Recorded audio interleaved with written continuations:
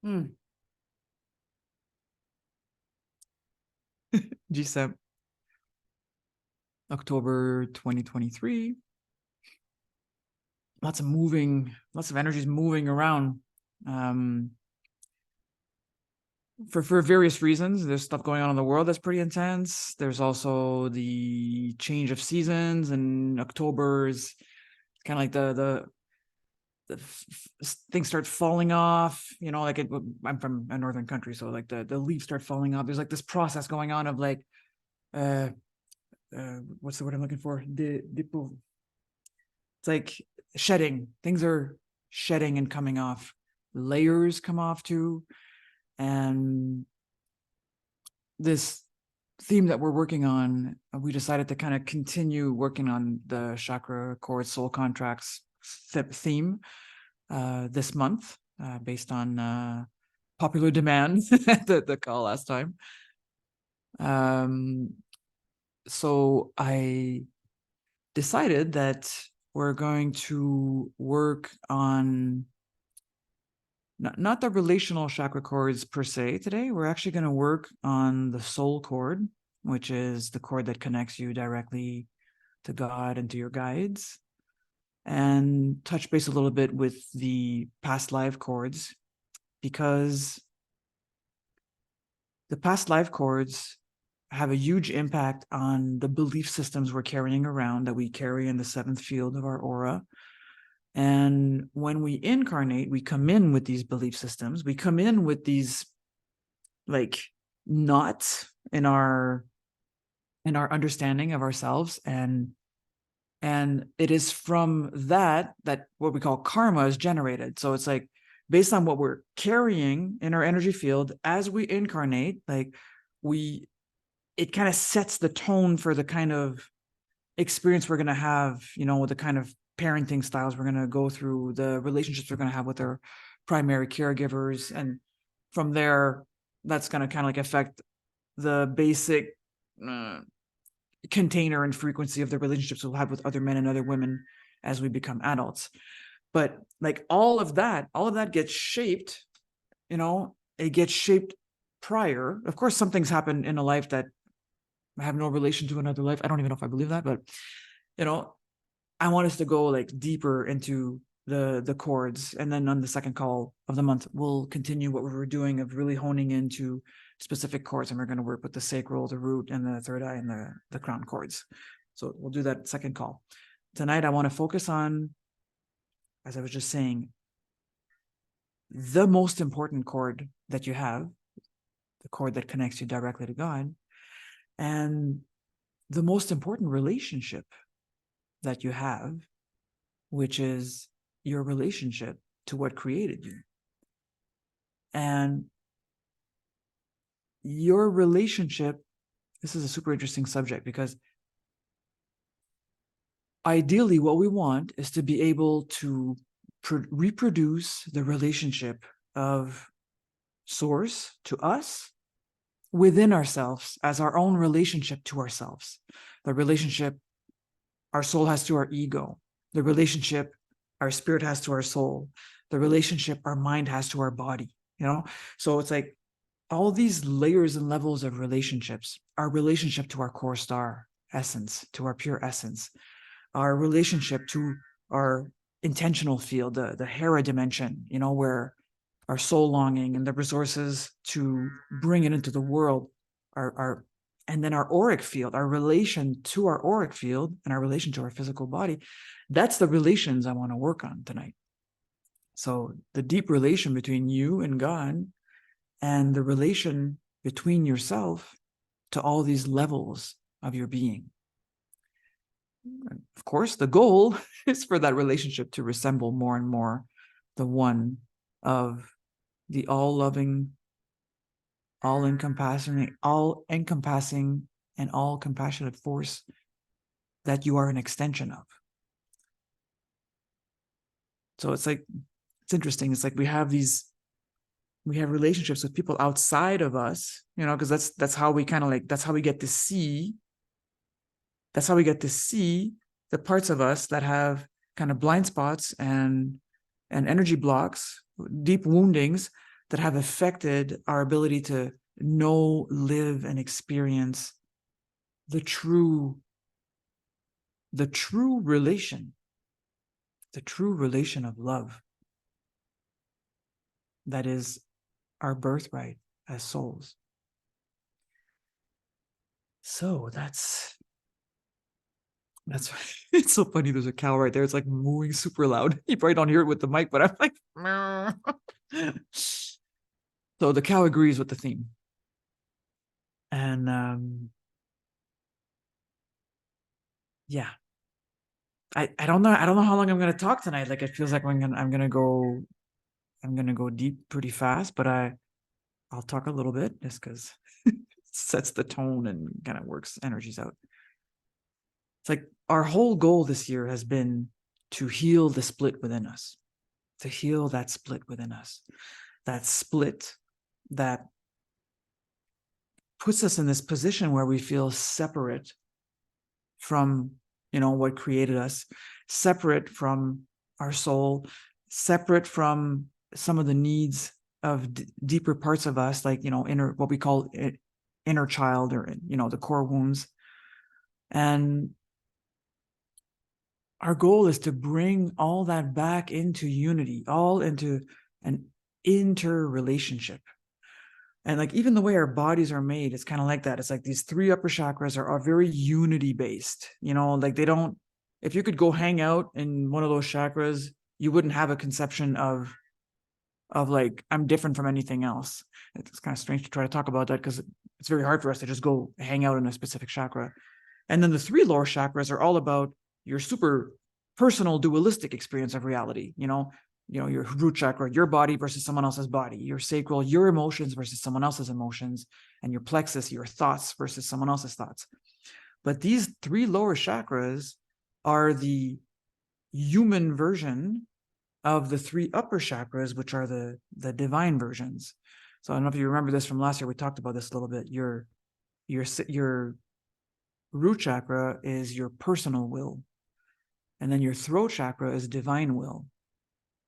And then your sacral chakra is your personal love, your ability to love yourself and accept yourself. And the third eye chakra is divine love, the ability to love and see everything as it is. And then your plexus is your personal mind. This is kind of where ego lives, like your personal mind, and the crown is the divine mind.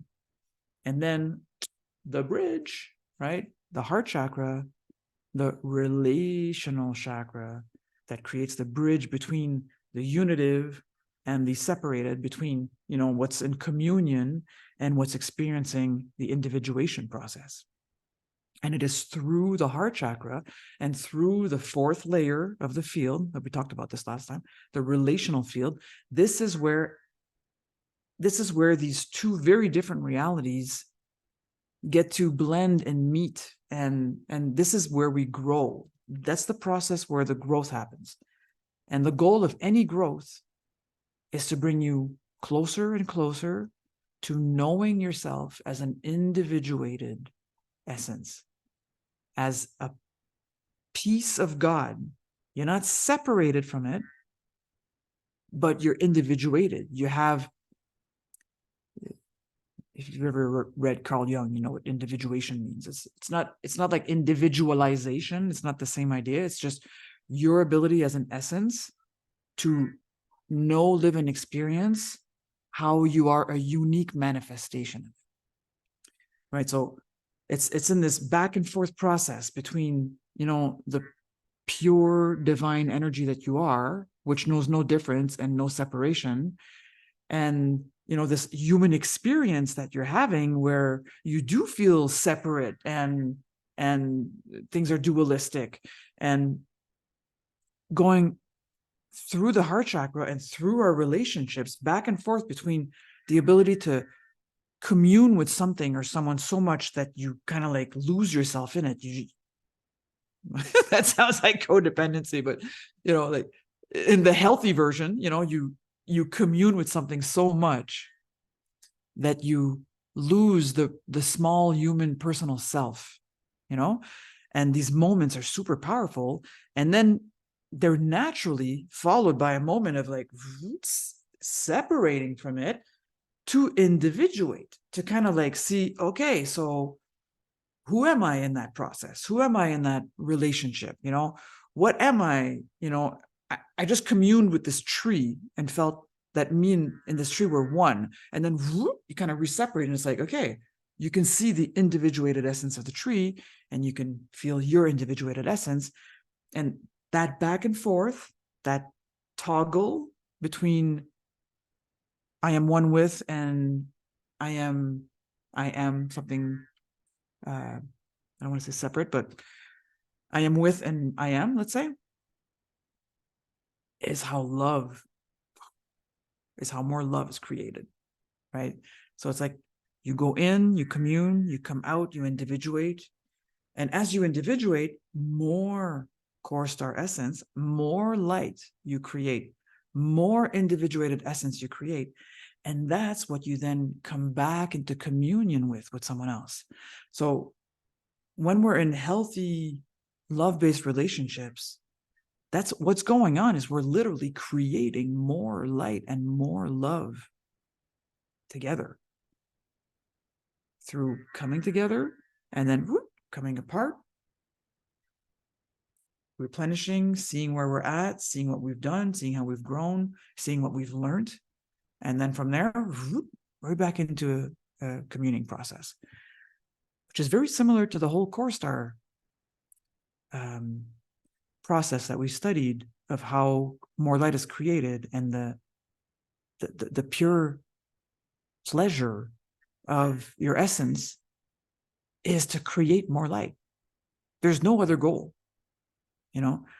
At the soul level, there are kind of goals. There's like karmic proclivities and things we're trying to work out and trying to see like where the blind spots are, where the blocks are that are the places you need to learn something, that there's like a part of your soul structure that carries a wound, carries a belief system, and that belief system makes it hard for the pure God essence to come right through and remind you what you are. So at the soul level, there's this game of like, we're getting to know each other, we're going through relationships, we're carrying a belief system, and we're bringing it in, and it's tainting how we interact with other people. And through these negative interactions, we get to see where our blind spots are. We get to see where the parts of us are that need the light, that need the core star essence to be brought back in, because that's where there's belief systems in place that are dualistic, that separate us from source and from understanding what we truly are. Which means, that even these bad relationships, they have a purpose. It's easy to tell the difference between a healthy relationship and an unhealthy relationship. Healthy relationships are expansive. You're totally free to be yourself. The person wants whatever's for your highest good, even if that means leaving them. Well, so be it. I love you enough to let that be. Like, there's this kind of like, it's there's a lot of creativity, a lot of freedom, a lot of caring for the other. And in less healthy relationships, there's a lot of wounds. There's a lot of wounds getting played out, whether it's, your wounds of someone doesn't love me enough, whether it's the wounds of the other person that, that it's all about feeling that they're not loved enough. Either way, right? Whatever these wounds are, that's what they come down to. And then there's different reactive patterns to it based on the character structures that we studied and stuff like that, right? These are the reactive patterns that we built around these wounds. But I just want to remind you again, it's not because a relationship is hard or, brings up hard emotions to deal with or has negative connotations that it means that it's bad. It's so important to realize that. It's like a lot of our growth happens through hardship, but the only reason it's hard is because of the belief systems that are in place. It's like this paradox, right? Like these belief systems you're carrying generate patterns that will make you attract into your life certain situations and events and relationships that trigger that pain. And then the belief system's like, you see, it's true. But what's really going on is that's getting triggered in order so that you know where to go. You know where it is. You know where you need to bring the light in. But man, oh my God, it's so hard. It's so hard to do it, because your ego is like, no, it's not me, it's them, or it's this or it's that. And so, yeah. So that's why I want to I want to focus in on these relationships, less about you with other people as the relationship between you and the levels and layers in you. And of course, the most important one being your relationship to God, to source, to creation, to whatever tickles your fancy, however you want to say it so that it feels right to you. So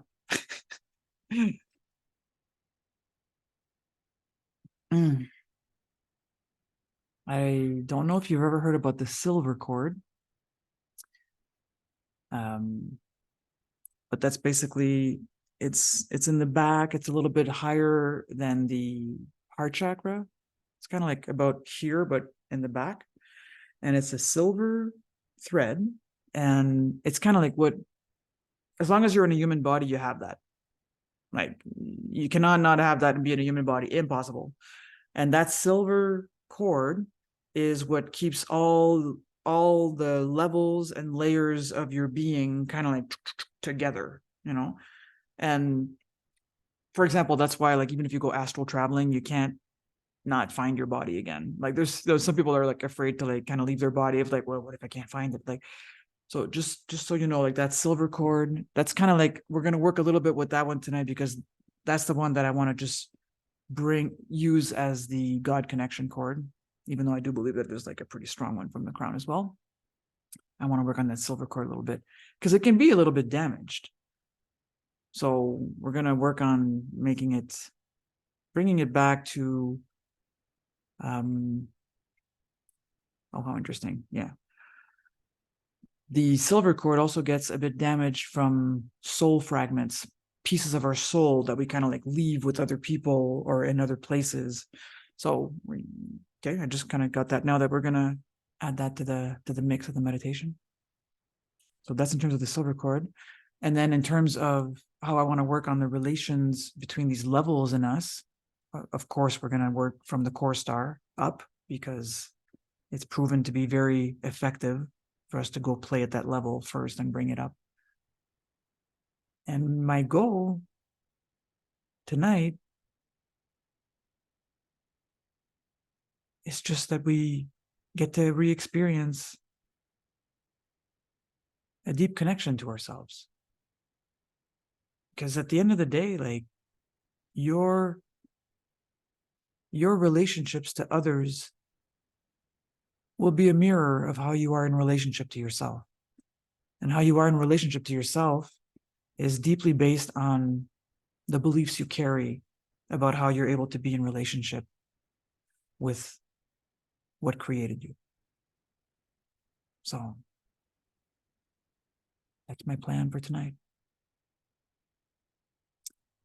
Is there anything else I want to say before we meditate? Let's see.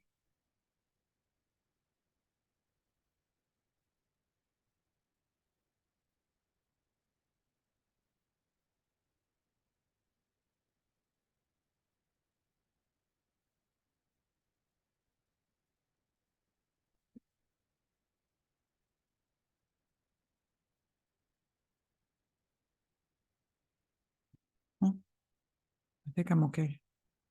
I don't feel very mentally talkative tonight.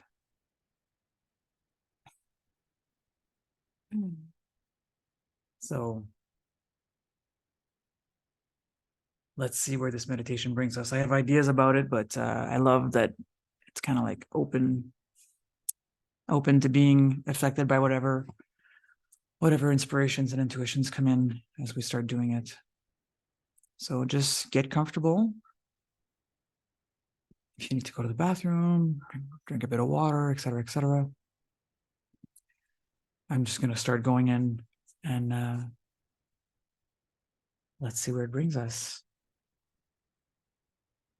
To you watching this on YouTube, just know that you can join us by finding out a little bit more about the program, checking out the website, and applying to come in.